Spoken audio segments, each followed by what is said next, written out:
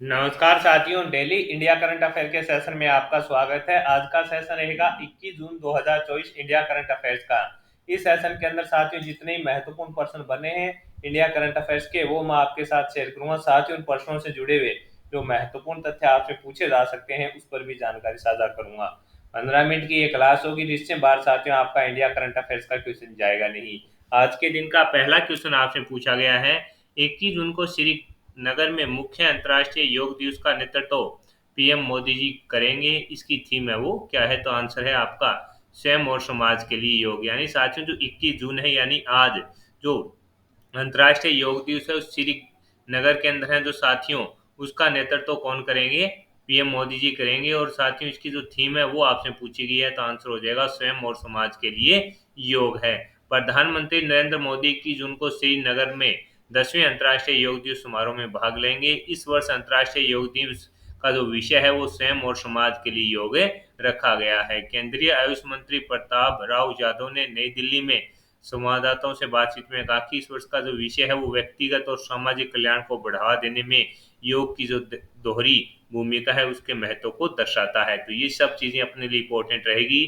साथियों जो 10वें अंतर्राष्ट्रीय योग दिवस की जो थीम है वो क्या रहेगी? स्वयं और समाज के लिए योग है जो रहने वाली है। और श्रीनगर के अंदर साथियों जो मुख्य अंतर्राष्ट्रीय योग दिवस का नेतृत्व है जो कौन करेंगे? पीएम मोदी जी करेंगे। यानी इस समारोह में है जो साथियों पीएम मोदी जी हैं जो भाग लेंगे। और इसका जो साथियों अब की बार की जो थीम है उसका क्या महत्व है? तो व्यक्तिगत और सामाजिक कल्याण को बढ़ावा देने में योग की दोहरी भूमिका है जो इसका प्रमुख महत्व है। यानी योग का जो महत्व है उसको दर्शाता है। ये सब चीजें अपने लिए इंपॉर्टेंट है, रहने वाली है।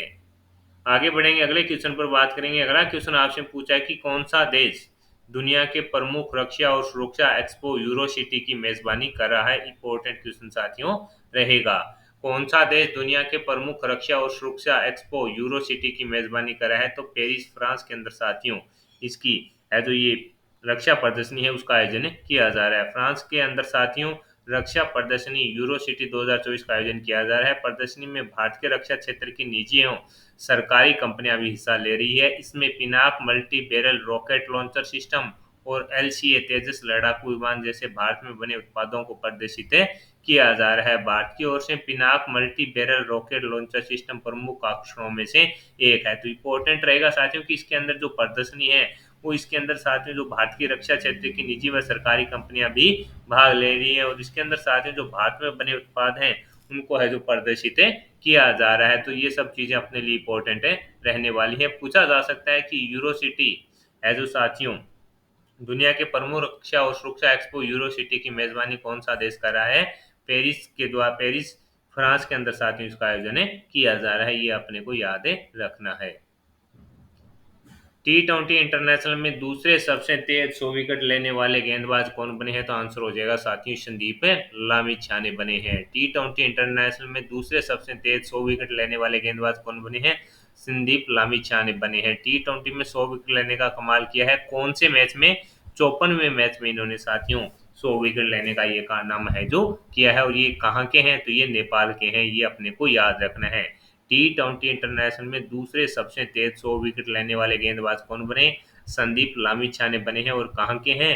ये नेपाल के हैं। साथियों जो T20 विश्व कप हो रहा था इससे पहले साथियों इन पर कुछ यौन शोषण के आरोप लगे थे, जिसके चलते साथियों इनको एज वीजा नहीं दिया गया था। बाद में नेपाल सरकार के प्रयास के द्वारा है जो साथियों इन्हें जो वीजा दिलाया गया। और ये साथियों है जो अब की बार विश्व कप में इन्होंने हिस्सा है जो लिया है। तो ये चर्चा में है, तो आपसे पूछा जा सकता है। आगे बात करेंगे साथियों अगले क्वेश्चन की। अगला क्वेश्चन आपसे पूछा है कि 112वां अंतर्राष्ट्रीय श्रम सम्मेलन है जो कहां पर आयोजित हुआ? तो आंसर हो जाएगा जिनेवा के अंदर। आपसे पूछा है 112वां अंतर्राष्ट्रीय श्रम सम्मेलन कहां पर आयोजित हुआ? तो जिनेवा स्विट्जरलैंड के अंदर है जो साथियों इसका आयोजन किया गया। 112वां अंतर्राष्ट्रीय श्रम संगठन 13 से 14 जून 2024 तक साथियों जिनेवा में आयोजित किया गया। इसमें साथियों 4900 से ज्यादा प्रतिनिधियों ने हिस्सा लिया जो सरकारों, नियोक्ताओं और मजदूर संगठनों का प्रतिनिधित्व करते थे। और 113वीं साथियों जो अंतर्राष्ट्रीय श्रम सम्मेलन है वो जून 2025 के अंदर है जो आयोजित किया जाएगा। तो ये सब चीजें अपने लिए इंपॉर्टेंट रहेगी कि 112वां अंतर्राष्ट्रीय श्रम सम्मेलन है जो कहाँ पर आयोजित हुआ? तो आपका आंसर होना चाहिए कहाँ पर, जिनेवा के अंदर है। 13 से 14 जून को साथियों इसका आयोजन किया गया। और 113वीं साथियों अंतर्राष्ट्रीय श्रम सम्मेलन है जो कहाँ आयोजित की जाएगी, तो वो आयोजित की जाएगी साथियों, कब की जाएगी, तो जून 2025 के अंदर है जो इसका आयोजन है किया जाएगा। ये अपने को याद है रखना है, इंपॉर्टेंट है रहने वाला है। आगे बात करेंगे साथियों अगले क्वेश्चन की। अगला क्वेश्चन आपसे पूछा है कि समलैंगिक विवाह को मान्यता देने वाला दक्षिणी पूर्व एशिया का पहला देश कौन सा बना है, तो आंसर हो जाएगा साथियों थाईलैंड। आपसे पूछा गया है कि समलैंगिक विवाह को मान्यता देने वाला दक्षिणी पूर्व एशिया का पहला देश कौन सा बना है, तो आंसर हो जाएगा थाईलैंड है जो साथियों पहला देश है बना है। थाईलैंड की संसद ने समलैंगिक विवाह को कानूनी मान्यता देने वाले एक विधेयक को पारित कर दिया। विधेयक को भारी मतों से पारित करने के साथ ही थाईलैंड समलैंगिक जोड़ों को मान्यता देने वाला दक्षिणी पूर्व एशिया का इकलौता देश है बन गया। और एशिया का अगर आपसे पूछे तो ये तीसरा देश बना है। ये इंपॉर्टेंट रहेगा कि समलैंगिक विवाह को मान्यता देने वाला दक्षिणी पूर्व एशिया का पहला देश कौन सा बना है, आंसर हो जाएगा थाईलैंड है जो साथियों पहला देश है बना है। इंपॉर्टेंट साथियों क्वेश्चन रहेगा। और एशिया के अंदर साथियों ये तीसरा देश है बना है, ये भी अपने को याद है रखना है। आगे बात करेंगे साथियों अगले क्वेश्चन की। ये क्वेश्चन साथियों चर्चा में है और कंफर्म है कि आगामी प्रतियोगिता परीक्षा जिसमें साथियों हाई लेवल का इंडिया करंट अफेयर्स पूछा जाता है उसके अंदर पूछा जा सकता है। साहिल चौहान ने सबसे तेज टी20 तक लगाया है, वह किस देश के लिए खेलते हैं, तो आंसर हो जाएगा एस्टोनिया। ये इंपॉर्टेंट क्वेश्चन रहेगा साथियों। इस प्रकार का क्वेश्चन है जो कई बार अपने को सिलेक्शन की ओर ले जाता है। जिस कंपटीशन में साथियों मार्जिन कम होता है और ऐसा करंट अफेयर्स पूछ लिया जाता है तो वहां पर अपना सिलेक्शन है जो आगे की ओर हो जाता है, यानी अपने सिलेक्शन की दौड़ में आगे हो जाते हैं। साहिल चौहान ने सबसे तेज टी20 तक लगाया है, वह किस देश के लिए खेलते हैं, तो एस्टोनिया। एस्टोनिया के बल्लेबाज साहिल चौहान ने जून 2024 में एक द्विपक्षीय सीरीज के मैच में साइप्रस के खिलाफ सिर्फ 27 गेंदों में 100 रन बनाकर टी20 क्रिकेट में सबसे तेज शतक का रिकॉर्ड है अपने नाम किया। ये एस्टोनिया के हैं और किसके खिलाफ है, साइप्रस के खिलाफ है, जो सिर्फ 27 गेंदों में इन्होंने 100 रन बनाकर है जो साथियों दुनिया में सबसे तेज टी20 तक का रिकॉर्ड अपने नाम में कर लिया। तो इंपॉर्टेंट है रहेगा। अगला क्वेश्चन आपसे पूछा है कि किसने अधिकतम पवन ऊर्जा स्थापित क्षमता के लिए पुरस्कार जीता, तो आंसर हो जाएगा गुजरात। किसने अधिकतम पवन ऊर्जा स्थापित क्षमता के लिए पुरस्कार जीता, तो आंसर होगा गुजरात। भारत सरकार के नवीन एवं नवीकरणीय ऊर्जा मंत्रालय के तत्वाधान में नई दिल्ली में आयोजित एक समारोह में गुजरात को सर्वाधिक पवन ऊर्जा स्थापित क्षमता के लिए प्रथम रैंक का पुरस्कार मिला, जब राज्य ने तमिलनाडु को पीछे छोड़ दिया। मई 2024 के अंत में गुजरात में 11,823 मेगावाट स्थापित पवन ऊर्जा क्षमता थी, जबकि तमिलनाडु में 10,743 मेगावाट थी। कर्नाटक इसके अंदर है तीसरे स्थान पर रहा। तो मोस्ट इंपोर्टेंट साथियों ये क्वेश्चन है अपने लिए रहेगा कि किसने अधिकतम पवन ऊर्जा स्थापित क्षमता के लिए पुरस्कार जीता, तो आंसर हो जाएगा गुजरात है। और गुजरात के पास कितनी है, जो वर्तमान में मई 2024 के अंत तक के जो आंकड़े हैं उसके हिसाब से साथियों 11,823 मेगावाट स्थापित पवन ऊर्जा क्षमता है। और तमिलनाडु दूसरे स्थान पर है, कितनी, 10,743 मेगावाट। और कर्नाटक साथियों इसके अंदर तीसरे स्थान पर है, 63,000, माफ कीजिएगा, 6,312 मेगावाट के साथ। तो ये इंपॉर्टेंट क्वेश्चन है रहेगा और आपसे पूछा जाएगा साथियों।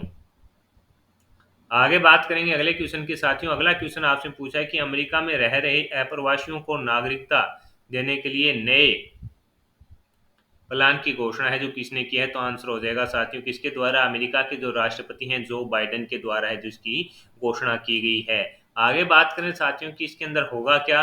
अमेरिका में अप्रवासियों को नागरिकता देने के लिए एक नए प्लान की घोषणा 18 जून को अमेरिका के राष्ट्रपति जो बाइडेन ने बिना जरूरी डॉक्यूमेंट्स के देश में रह रहे अप्रवासियों के लिए प्रोटेक्शन प्रोग्राम शुरू करने की है जो घोषणा इसके अंदर है की है। तो ये चर्चा में है तो पूछा जा सकता है कि अमेरिका में रह रहे अप्रवासियों को नागरिकता देने के लिए एक नए प्लान की घोषणा किसके द्वारा की गई है, तो अमेरिका के राष्ट्रपति साथियों जो बाइडेन के द्वारा यह घोषणा है जो की गई है। अपने लिए इंपॉर्टेंट है रहेगा और आपसे पूछा भी जाएगा साथियों। आगे बात करेंगे साथियों अगले क्वेश्चन की। अगला क्वेश्चन आपसे पूछा है कि हाल ही में कहा सेना के रिसर्च एंड रेफरल अस्पताल में अत्याधुनिक त्वचा बैंक खोला गया, तो आंसर हो जाएगा नई दिल्ली के अंदर। नई दिल्ली में साथियों सेना के रिसर्च एंड रेफरल अस्पताल में एक अत्याधुनिक त्वचा बैंक खोला गया है। रक्षा मंत्रालय ने कहा कि इस बैंक के जरिए सैन्य कर्मियों और उनके परिवार वालों को गंभीर रूप से जलने या त्वचा संबंधित बीमारियों के उपचार की सुविधा इसके अंदर दी जाएगी। हाल ही में कहा सेना के रिसर्च एंड रेफरल अस्पताल में अत्याधुनिक त्वचा बैंक खोला गया, तो आंसर हो जाएगा नई दिल्ली के अंदर है जो साथियों खोला गया है। ये इंपॉर्टेंट है रहने वाला है और आपसे पूछा जा सकता है। कहां पर? नई दिल्ली के अंदर साथियों इसकी शुरुआत की गई है।